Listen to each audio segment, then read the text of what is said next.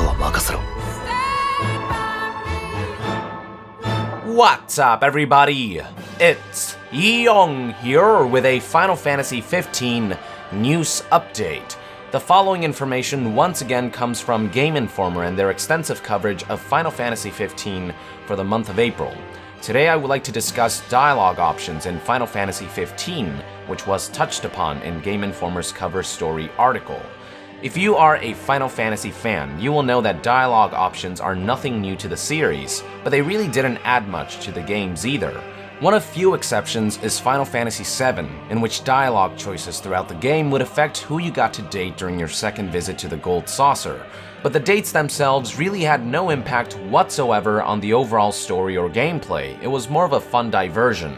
Same with Final Fantasy X and its affection mechanic, which slightly altered who Tidus interacted with in certain cutscenes depending on which character had the highest affection value from past dialogue choices and actions. And while a neat little feature, it had very little impact on gameplay, with only minor alterations to narrative. But in Final Fantasy XV, dialogue options have a bit more influence on gameplay. Now, by that I don't mean that we'll have Mass Effect level of depth for dialogue choices that can significantly impact the course of the overall story.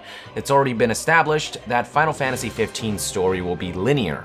Instead, dialogue options in Final Fantasy XV serve as extra bonuses of sorts for both story and gameplay. On the story front, certain dialogue choices may result in small little extra interactions, and on the gameplay front, certain dialogue options may grant Noctis and crew stat boosts and bonuses. For example, during Game Informer's gameplay session of Final Fantasy XV as part of their coverage, they engaged in conversation with Cindy, who was in the process of fixing Noctis's broken down car, the Regalia. At one point, Noctis was prompted with three possible options: ask for a discount, ask for a loan, or ask his friends for advice. Game Informer selected the third option, which resulted in Gladio chiming in to see if there was any way to earn money nearby, to which Cindy responded that she would pay bounty in exchange of hunting down and slaying some monsters in the area. Now, at that point, Gladio liked that Noctis deferred to him for suggestion, and as a result, Noctis received a temporary 50% attack boost that expires after one in-game day. Another example of this happened while Noctis and crew were doing Cindy's quest. At one point, they get a call to track down a hunter named Dave, and when he's found, he's incapacitated with a sprained ankle that he suffered in a fight against mutant beasts.